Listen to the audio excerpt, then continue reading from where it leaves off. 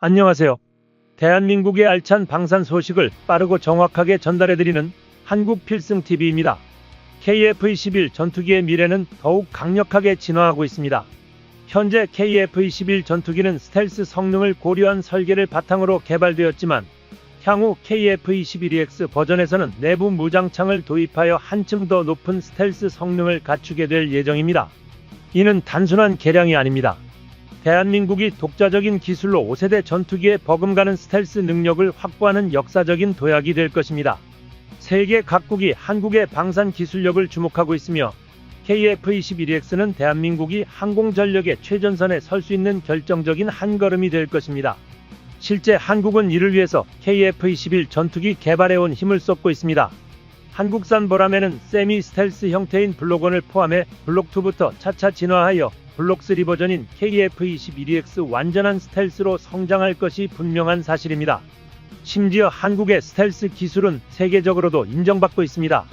현재 대한민국의 스텔스 상황을 살펴보자면 그 의견에 갑론을박이 있습니다. KF-21 전투기에 대한 비난을 하는 것이 중국이나 일본뿐만 아니라 국내 전문가 일부조차 KF-21 전투기 스텔스 성능이 부족하다고 지적하는 것입니다. 일부 전문가들의 주장에 따르면 KF-21 전투기는 기체 후방에서 적의 미사일을 탐지하고 경고할 수 있는 장비인 MWS가 없으며 스텔스 전투기 간 교전에 필수적인 적외선 추적 미사일을 운용하는 일명 덕컴이 탑재되지 않아 스텔스 성능이 결여되었다고 평가하는 것입니다.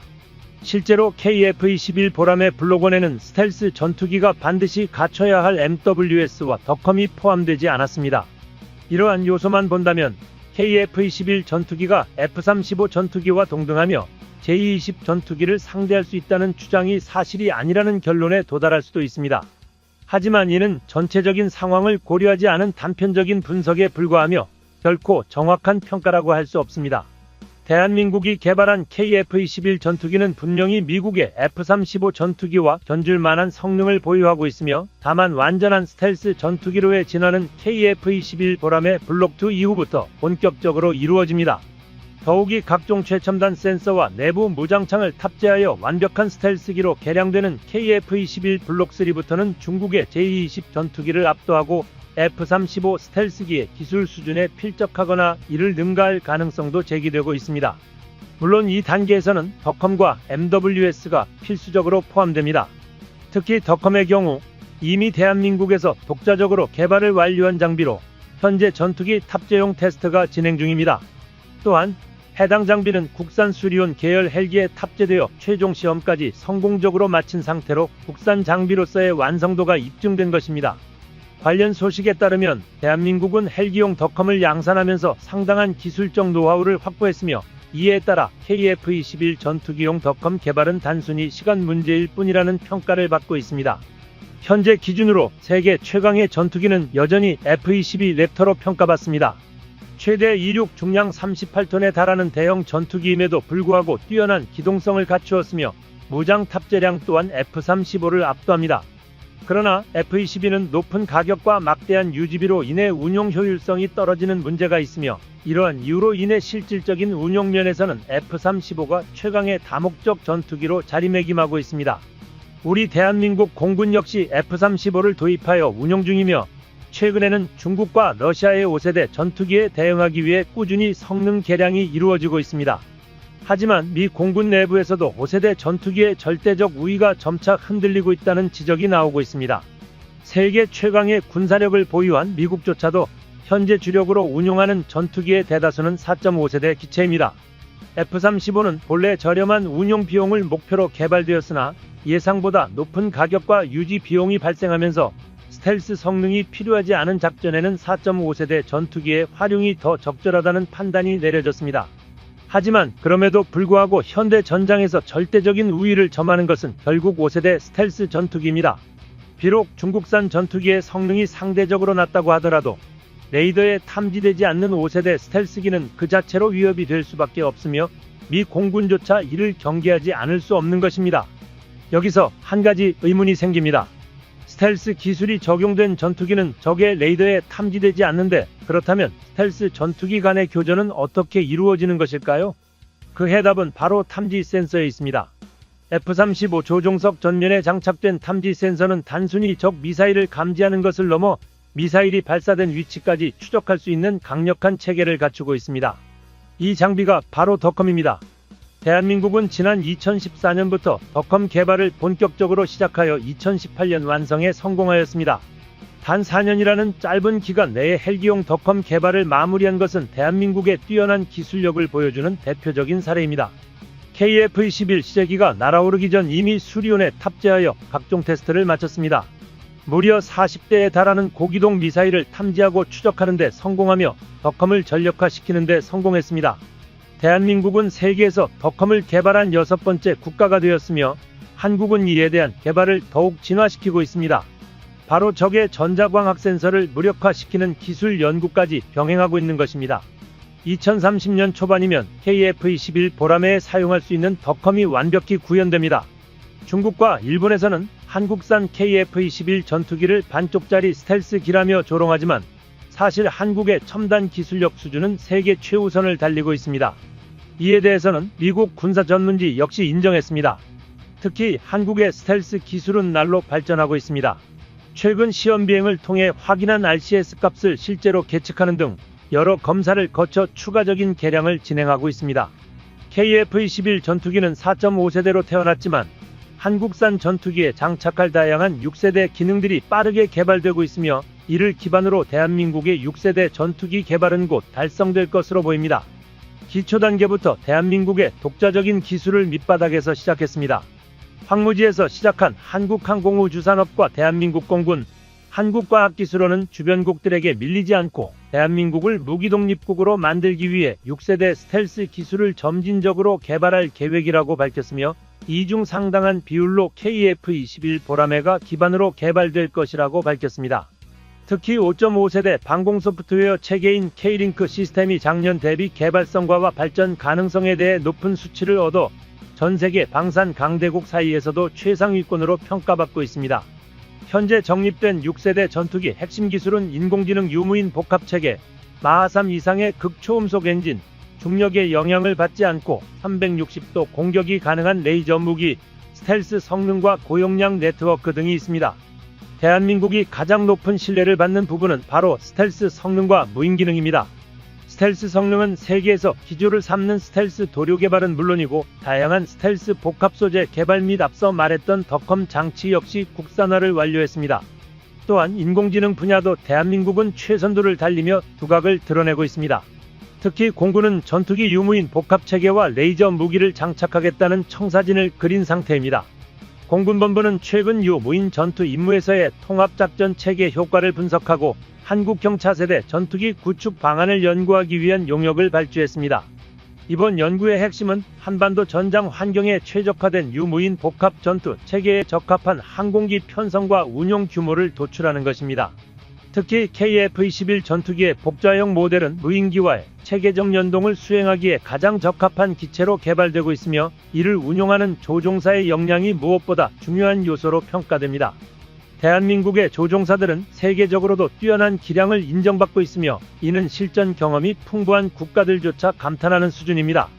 실제로 대한민국은 자국산 훈련기를 보유한 세계 단 5개국 중 하나로 공군 조종사 훈련부터 전투기 운용까지 독자적인 체계를 구축한 나라입니다. 이는 단순한 숫자가 아니라 대한민국이 공군력 면에서도 자주국방을 실현하고 있다는 증거이며 이러한 기반 위에서 KF-21 전투기의 운용 능력은 더욱 극대화될 것입니다. 한국항공우주산업이 제시한 국산 개발 과제 중에서도 특히 주목할 만한 점은 엔진 기술입니다. 대한민국은 현재 자국산 전투기 엔진 개발을 빠르게 추진하고 있으며 전투기용 램제트 엔진 개발의 핵심 기술로 꼽히는 저바이패스 엔진, 공기 터빈 블레이드, 엔진 진동 신호 변환기 등의 첨단 기술을 한국항공우주산업과 하나에어로스페이스가 협력하여 연구 개발 중입니다. 또한 항공기용 가스터빈 엔진 기술을 적용한 KF-21 전투기용 터보팬 엔진의 팬 블레이드, 고압 압축기, 연소기 및 터빈 개발을 비롯하여 시험 설비 구축과 운용을 통한 반복적인 성능 테스트를 진행하며 엔진의 최적화된 안정성을 확보하고 있습니다. 현재 대한민국이 개발하는 전투기 엔진 기술은 단순한 국산화를 넘어 향후 6세대 전투기와 극초음속 항공기 개발까지 이어질 가능성이 큽니다. 2030년경 대한민국은 미국과 유럽이 독점하고 있던 제트 엔진 기술을 자체적으로 확보할 것으로 전망되며, 이는 단순한 전투기 한 대를 넘어 대한민국의 항공우주 산업 전체의 도약을 의미합니다. 과거 대한민국은 자체 개발한 전투기가 없었고 대부분의 무기 체계를 미국에 의존해야 했던 어려운 시기를 거쳐야 했습니다. 그러나 대한민국은 결코 좌절하지 않았습니다. 오히려 끊임없는 연구와 개발을 거듭하며 독보적인 항공 기술력을 쌓아 올렸습니다. 한때 해외 전문가들은 대한민국의 도전을 비웃었지만 우리 기술진들은 불가능을 가능으로 바꾸며 모든 난관을 극복했습니다. 그 결과 KF-21 보라매는 마침내 완벽하게 랜딩 기어를 접고 대한민국 영공을 힘차게 비행하며 세계에 그 가치를 증명해 보였습니다. KF-21 전투기가 시험 비행을 계속하며 스스로 성능을 입증하는 동안 세계의 시선은 완전히 바뀌었습니다. 해외 언론들도 초기에 회의적인 시각을 거두고 대한민국의 기술력을 인정하기 시작했습니다. 이제 유럽 국가들조차 한국과의 협력을 원하며 적극적으로 손을 내밀고 있는 상황입니다. KF-21 전투기는 1000회 이상의 시험 비행을 거치며 단순한 국산 전투기를 넘어 차세대 전투기로의 발전 가능성을 보여주고 있습니다. KF-21 보라매는 세계 최초로 4.5세대 전투기로 시작해 6세대 전투기로 진화할 가능성을 가진 기체이며, 이는 대한민국이 항공기술 강국으로 도약하는 데 있어 결정적인 역할을 할 것입니다. 첨단 국방 기술을 기반으로 대한민국의 군사력은 비약적으로 성장하고 있으며 이제는 세계 강대국들과 어깨를 나란히 할 수준까지 도달했습니다. KF-21 전투기는 디지털 비행 제어 시스템을 적용한 최초의 국산 전투기로 향후 아이언버드 시스템, 차세대 엔진 개발, 스텔스 성능 향상 등을 통해 한 단계 더 진화할 것입니다. 대한민국의 도전은 끝이 없습니다. KF-21을 시작으로 대한민국이 독자적인 6세대 전투기까지 개발하는 날이 머지않았습니다. 이제 우리는 더 이상 무기를 수입하는 국가가 아니라 최첨단 기술을 보유하고 이를 수출하는 세계적인 방산 강국으로 성장하고 있습니다. 대한민국이 개발한 국산 전투기가 세계 전장을 주도하며 대한민국이 명실상부한 군사 강국으로 자리매김할 날이 코앞으로 다가오고 있습니다. 저피탄 무인 편대기 LOWUS 시범기가 공식적으로 출고되었습니다. 2030년대 KF-21 전투기와 편대를 비행하며 정찰과 전자전 공격 등의 임무를 수행할 윙맨이 실제 공개된 것은 처음입니다. 국방과학연구소와 대한항공은 25일 부산 대한항공 테크센터에서 유무인 복합체계 핵심 플랫폼인 LOWUS 기술 시범기 1호기 출고 기념행사를 개최했습니다. 이번 행사에서는 이정석 국방과학연구소 부소장과 정재준 방위사업청 미래전력사업지원부장, 임진규 대한항공 항공우주사업 대표 등 주요 관계자 30여 명이 참석합니다. 저피탄 무인 편대기는 유인 전투기와 긴밀한 협력을 이루며 조종사의 정밀한 지휘 아래 정찰, 전자전, 공격 등의 임무를 자율적으로 수행하는 최첨단 무인 항공기입니다. 기존의 유인 전투기 운영 방식에 혁신을 불어넣으며 미래 전장에서 전력 운용의 새로운 지평을 여는 중요한 요소로 자리매김할 것입니다. 국방과학연구소와 대한항공은 방위사업청의 미래도전국 방기술 사업을 통해 2021년부터 연구개발을 시작했으며 2027년까지 개발을 완료할 계획입니다. 이번에 출고된 시범기는 올해 말 첫 비행을 실시하며 2027년에는 유인기 조종사가 공중에서 무인기를 직접 통제하는 유무인 복합 비행 시험에 돌입하는 것을 목표로 하고 있습니다. 이는 대한민국이 독자적인 미래 항공전력 구축을 향해 나아가는 중요한 과정이며 국방기술력의 새로운 이정표가 될 것입니다. ADD는 이번 개발이 국내유 무인 복합 항공체계의 첫 실증 사례로서 중요한 의미를 지닌다고 밝혔습니다. 향후 체계 개발 단계를 거쳐 저피탄 무인 편대기는 유인 전투기와 유기적으로 결합되며 미래 항공작전의 양상을 근본적으로 변화시킬 것으로 기대됩니다. 이를 통해 대한민국은 세계 항공방위 산업에서 기술적 우위를 확보할 수 있으며 미래 전장에서 보다 강력한 전력을 구축하는 데 핵심적인 역할을 할 것입니다. 현재 ADD는 방위사업청의 적극적인 지원 아래 무인 편대기용 국산 엔진 및 능동 전자주사식 위상배열 A사 레이더 등 핵심 기술을 개발하는 작업을 병행하고 있습니다. 이러한 기술의 독자적인 확보는 한국이 무인 항공기 분야에서 세계적인 경쟁력을 갖추는 데 결정적인 역할을 할 것이며 미래 전장 환경에 최적화된 첨단 무기 체계를 구축하는 데 필수적인 요소가 될 것입니다. 박준성 ADD 수석연구원은 향후 유인기와 무인 편대기 간의 복합 전투 체계를 구축함으로써 급변하는 미래 전장의 흐름에 효과적으로 대응할 계획입니다. 라며 국내 방산업체들과의 긴밀한 협력을 통해 세계적으로 치열한 경쟁이 벌어지고 있는 유무인 전투기 복합 체계 분야에서 대한민국이 선두권에 진입할 수 있도록 만반의 준비를 다하겠습니다. 라고 밝혔습니다. 이번 저피탄 무인 편대기의 개발은 단순한 기술 발전을 넘어 대한민국이 미래 항공작전의 새로운 패러다임을 주도하는 강대국으로 도약하는 중요한 발판이 될 것입니다. 끊임없는 도전과 혁신을 통해 대한민국의 방위산업은 세계적인 수준으로 성장하고 있으며 앞으로도 국방 기술력을 더욱 고도화하여 대한민국의 군사력을 한층 강화해 나갈 것입니다. 최근 세계 각국은 대한민국을 바라보며 한 가지 의문을 품고 있습니다. 어떻게 대한민국이 이토록 놀라운 차세대 무기들을 개발하고 최고 수준의 기술력을 확보할 수 있었는가에 대한 것입니다. 하지만 이는 하루아침에 이루어진 성과가 아닙니다. 오랜 시간에 걸쳐 자주 국방을 향한 강한 의지와 집념이 축적되었고 지속적인 연구개발과 헌신적인 노력의 결과로 오늘날의 군사 강국 대한민국이 탄생한 것입니다.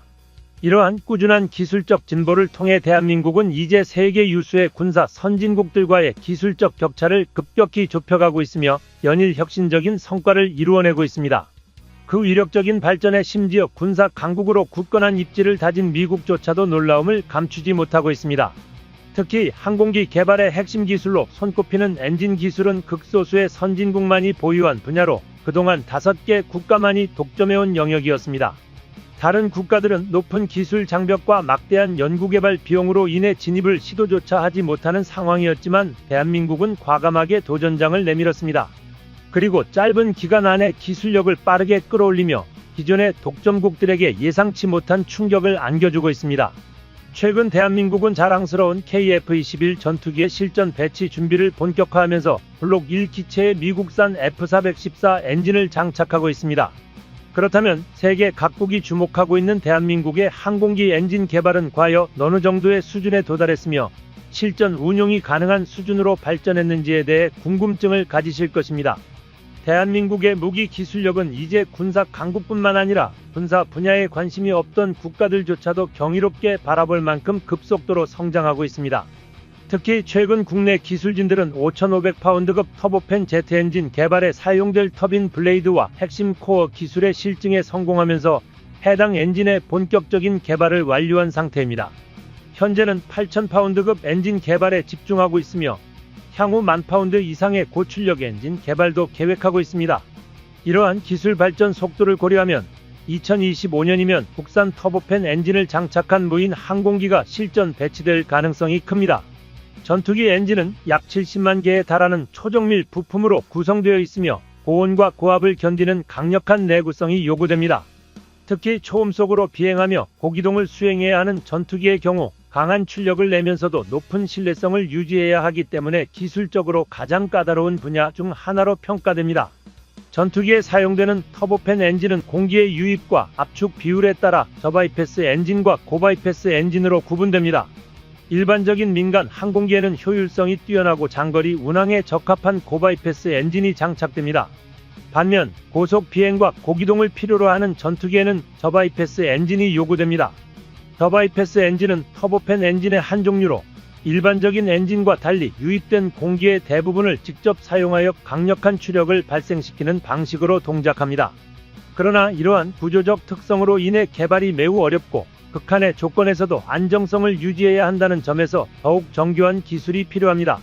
영국과 프랑스조차도 수십 년간 축적된 기술력을 바탕으로 새로운 엔진을 개발하는 데 어려움을 겪고 있을 정도입니다. 그럼에도 불구하고 대한민국은 국방과학연구소와 한화의 협력을 통해 독자적인 저바이패스 터보팬 엔진 개발을 지속적으로 추진하고 있습니다. 이미 2013년부터 2018년까지 스텔스 무인 정찰기에 탑재할 수 있는 5,500파운드급 터보팬 엔진 개발을 완료했으며 이후 지속적인 연구를 통해 성능을 한층 더 향상시켜 왔습니다. 현재는 코어 설계를 완료한 상태이며 전방 터빈 블레이드의 압축비를 더욱 향상시켜 소형 엔진 대비 추력을 극대화하는 연구가 진행되고 있습니다. 특히 이 엔진은 전 세계적으로 가장 널리 사용되는 F-16 전투기의 단발 엔진과 유사한 수준의 2000시간 내구 수명을 확보한 것으로 알려져 있습니다. 물론 아직까지 대한민국이 개발한 엔진을 미국을 비롯한 전통적인 항공 강국들의 최신 엔진과 비교하기에는 부족한 점이 존재합니다. 하지만 국산 엔진을 장착한 스텔스 무인 전투기 개발을 성공적으로 진행하면서 실전 운용이 가능한 수준까지 기술력을 끌어올리고 있습니다. 이는 단순한 기술력의 문제가 아니라 국가 안보와 전력 유지 측면에서도 중요한 의미를 가집니다. 외국산 엔진을 사용하면 부품 조달에 상당한 시간이 소요될 뿐만 아니라 외교적인 변수로 인해 유지보수에도 큰 어려움을 겪을 수 있습니다. 반면 국산 엔진을 개발하여 자체적으로 운영할 경우 전력 공백 없이 안정적으로 운용이 가능하다는 점에서 훨씬 더 전략적인 선택이 될 것입니다. 대한민국은 바닥에서부터 시작하여 이제는 방산 강국으로 우뚝 서고 있습니다. 전차와 자주포 분야에서는 이미 세계 최강의 위치를 점하고 있으며 잠수함과 어뢰 기술에서도 독보적인 발전을 이루었습니다.